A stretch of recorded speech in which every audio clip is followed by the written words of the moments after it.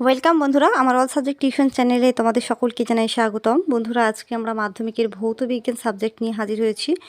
মাধ্যমিকের ভৌত বিজ্ঞানের সেকেন্ড পার্ট, অর্থাৎ আমরা পরমাণু নিউক্লিয়াস থেকে বাকি অধ্যায়গুলো যে আছে সেই অধ্যায়গুলোর সাজেশান নিয়ে হাজির হয়েছি। আমি ইতিপূর্বে তোমাদের প্রথম থেকে চলতরিৎ পর্যন্ত সমগ্র অধ্যায়ের সাজেশান দিয়ে দিয়েছি। তো আমি কিন্তু অতি অল্প সাজেশান তোমাদের দিয়েছি, তার কারণ হচ্ছে ওই সাজেশানগুলো আমি বলেছিলাম যে আমার মনে হয়েছে যে ওইগুলো মোস্ট ইম্পর্টেন্ট আকারে তোমাদের পরীক্ষায় আসার চান্স খুব বেশি ওইগুলো। তো সেই জন্যই আমি কিন্তু সেই প্রশ্নগুলো একেবারে বাছাই করে দিয়েছি। তো তার মানে এই নয় যে তোমরা বাকি যেগুলো পড়েছো সেগুলো ভুল, বা যেগুলো পড়েছো সেগুলো আর রিভাইজ করবে না একবার করে। তো সবগুলোই করবে, কিন্তু এইগুলো একটাও ছাড়ার চেষ্টাও করবে না। আমার মতে এই প্রশ্নগুলো তোমাদের আসার চান্স খুব বেশি, ঠিক আছে? তো সেই জন্যেই বলছি, কথা না বাড়িয়ে প্রশ্নগুলো একটু দেখে নাও। নিউক্লিয় বিক্রিয়া, নিউক্লিয় বিভাজন ও নিউক্লিয় সংযোজন কি? এই তিনটি প্রশ্নের উত্তর তোমরা একটু দেখে রাখবে। তেজস্ক্রিয়তার ব্যবহার কি কি? তেজস্ক্রিয়তার বৈশিষ্ট্যটাও একটু দেখার চেষ্টা করবে। নিউক্লিয় রিঅ্যাক্টর কি অথবা নিউক্লিয় চুল্লি কি? দুটো প্রশ্নের উত্তরই এক। নিউক্লিয় চুল্লিতে মডারেটর হিসেবে কি ব্যবহার করা হয়? নিউক্লিয় চুল্লিতে মডারেটর হিসেবে কিন্তু ভারী জল বা গ্রাফাইট ব্যবহার করা হয়। গ্রাফাইট কিন্তু একটা অধাতু পদার্থ, কিন্তু এটা তাপের সুপরিবাহী। তোমাদের পরীক্ষায় কিন্তু আসে যে তাপের সুপরিবাহী একটি অধাতুর নাম লেখো, সেটা গ্রাফাইট। বেশিরভাগ অধাতুই কিন্তু তাপের কুপরিবাহী হয়, কিন্তু এমন একটা গ্রাফাইট এমনই একটা অধাতু যেটাতে তাপের সুপরিবাহী হয়, ঠিক আছে? অর্থাৎ তোমাদের পরীক্ষায় এই প্রশ্নটাও আসতে পারে যে সমগ্র অধাতুই কি তাপের কুপরিবাহী? দেখো, অধাতু মানে আমরা জানি তাপের কুপরিবাহী, কিন্তু গ্রাফাইট তাপের কুপরিবাহী নয়, তার মানে উত্তরটা সঠিক নয়, ঠিক আছে?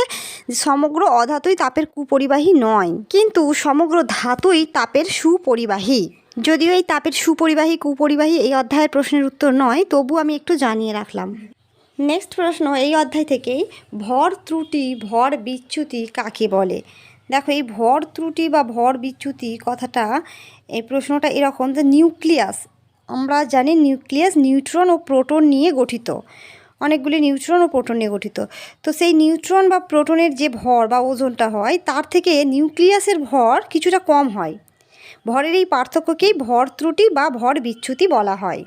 এই অধ্যায় থেকে পার্থক্য কোনগুলো করবে দেখো, নিউক্লিয় বিভাজন ও নিউক্লিয় বন্ধনের মধ্যে পার্থক্য, নিউক্লিয় বিভাজন ও নিউক্লিয় সংযোজনের মধ্যে পার্থক্য, তেজস্ক্রিয় পরিবর্তন ও রাসায়নিক পরিবর্তনের মধ্যে পার্থক্য। এছাড়া বিভিন্ন আইসোটোপ ও তাদের ব্যবহারগুলি লেখো। এর সঙ্গে উদাহরণে করে রাখবে থাইরয়েড গ্রন্থির রোগ নির্ধারণে কোন আইসোটোপ ব্যবহার করা হয়।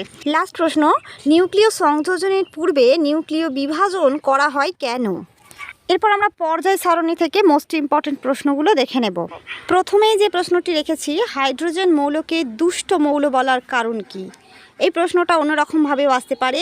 পর্যায় সারণীতে হাইড্রোজেনের অবস্থান বিতর্কিত, ব্যাখ্যা করো। ওকে, নেক্সট প্রশ্ন, আদর্শ মৌল কাকে বলে? বিরল মৃত্তিকা মৌল কাকে বলে? বিরল গ্যাস কাদের বলে? কোন পর্যায়ের সব মৌল তেজস্ক্রিয়? দেখো, এখানে কিন্তু তোমাদের 2+1 এইভাবে কিন্তু প্রশ্নগুলো আসে, বা 1+2, এটাও মনে রাখবে। মেন্ডেলিভের সূত্র লেখো। মেন্ডেলের পর্যায় সারণীর একটি উল্লেখ করো। সন্ধিগত মৌল কি? সন্ধিগত মৌলের বৈশিষ্ট্য লেখো। আদর্শ মৌলের সঙ্গে এদের পার্থক্য কি? বিজ্ঞানী মোজলের পরীক্ষার গুরুত্বপূর্ণ সিদ্ধান্ত কি? পর্যায় সারণীতে এর গুরুত্ব কি? নেক্সট, হ্যালোজেন মৌলগুলির মধ্যে সবচেয়ে জারক ও সবচেয়ে বিজারক কে? দুটি বিন্দুর বিভব পার্থক্য 1 ভোল্ট বলতে কি বোঝায়?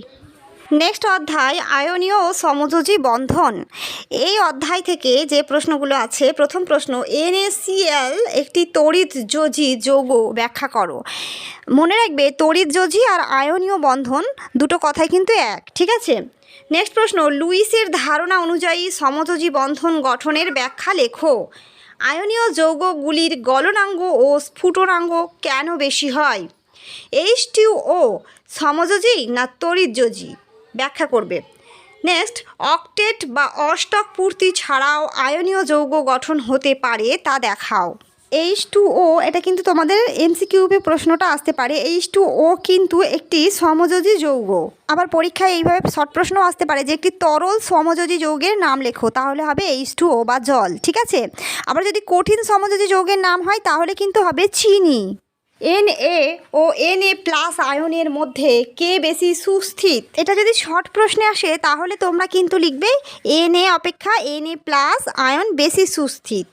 কিন্তু যদি ধরা যায় 2 নম্বর বা 3 নম্বরের প্রশ্নটি আসছে তাহলে কিন্তু তোমাদের একটু ব্যাখ্যা লিখতে হবে, মানে সম্পূর্ণটা একটু বুঝিয়ে দিতে হবে। H2O বা জল ধ্রুবীয় অণু ব্যাখ্যা করো। ধ্রুবীয় অণু না বলে পরীক্ষায় প্রশ্নটা অন্যভাবেও আসতে পারে যে পোলার অণু কেন, জল পোলার অণু কেন সেটা ব্যাখ্যা করো, তাহলেও কিন্তু একই প্রশ্নের উত্তর হবে। মিথেন কোন যৌগ এবং কেন? দেখো মিথেনের সংকেত হচ্ছে CH4, এটি কিন্তু একটা সমযোজী যৌগ, কেন সেটা তোমাদের ব্যাখ্যা করতে হবে। কার্বন মনোঅক্সাইড যৌগটি অষ্টক সূত্র লঙ্ঘন করছে কিভাবে? যদি বলা হয় লঙ্ঘন করছে কি, তাহলে উত্তর হবে হ্যাঁ, অষ্টক সূত্র লঙ্ঘিত করছে। যদি অপশানে থাকে তোমাদের এমসিকিউপের মধ্যে বা শর্ট টাইপের মধ্যে তাহলে হবে হ্যাঁ, অষ্টক সূত্র লঙ্ঘন করছে। কেন করছে সেটা তোমরা ব্যাখ্যা করবে। ব্যাখ্যা কিন্তু খুব বেশি নয়, 1 লাইন 2 লাইনের মধ্যেই হয়ে যাবে, তো তোমরা কিন্তু টেক্সটগুলো একটু পড়ে নেবে। নেক্সট প্রশ্ন, ন্যাপথালিন ও সোডিয়াম ক্লোরাইডের মধ্যে পার্থক্য লেখো। প্রমাণ করো জলের অনুপাত বন্ধন সৃষ্টিকারী ইলেকট্রন জোড় ও নিঃসঙ্গ ইলেকট্রন জোড়ের অনুপাত 1:1। এই অধ্যায় থেকে লাস্ট একটি প্রশ্ন করে যাবে একটু, সমযোজী ও তড়িৎযোজী যৌগের পার্থক্য লেখো। তাহলে কিন্তু দেখো সমযোজী যৌগের যদি বৈশিষ্ট্য পরীক্ষায় আসে তাহলে পার্থক্যের জন্য যেটা করবে সেটাই কিন্তু শুধু কেবলমাত্র সমযোজীটা সেটাই তোমরা দেবে, আর তড়িৎযোজী যদি বৈশিষ্ট্য আসে তাহলেও কিন্তু এই বৈশিষ্ট্যটাই দেবে, ঠিক আছে। এবং কাকে বলে এই বৈশিষ্ট্যটা করলেই তোমরা নিজে থেকে একটু লিখতেও পারবে। তো সেই জন্য বলছি খুবই গুরুত্বপূর্ণ একটা প্রশ্ন হচ্ছে পার্থক্য আসার চান্স আছে। নেক্সট, তড়িৎ প্রবাহ ও রাসায়নিক বিক্রিয়া থেকে কিছু প্রশ্ন দেখে নাও। প্রথম প্রশ্ন, তীব্র তড়িৎ বিশ্লেষ্য ও মৃদু তড়িৎ বিশ্লেষ্য এর দুটি পার্থক্য উল্লেখ করো। প্রশ্নগুলো কিন্তু ভেঙে ভেঙেও আসতে পারে যে তীব্র তড়িৎ বিশ্লেষ্য পদার্থ কাকে বলে, আবার মৃদু তড়িৎ বিশ্লেষ্য পদার্থ কাকে বলে। নেক্সট প্রশ্ন, ভোল্টমিটার বা ভোল্টামিটারের মধ্যে পার্থক্য নির্ণয় করো। দেখো ভোল্টমিটার কিন্তু একটা যন্ত্র, বিভব পার্থক্য মাপার যন্ত্র, আর ভোল্টামিটার একটা পাত্র, যে পাত্রতে তড়িৎ বিশ্লেষণ করা হয়। তাহলে যদি কাকে বলে আসে তাহলে কি লিখবে, যে যন্ত্রের সাহায্যে বিভব পার্থক্য মাপা যায় তাকে ভোল্টমিটার বলে, আর যে পাত্রতে তড়িৎ বিশ্লেষণ করা হয় তাকে ভোল্টামিটার বলে। তড়িৎ লেপন কাকে বলে, এর উদ্দেশ্য কী?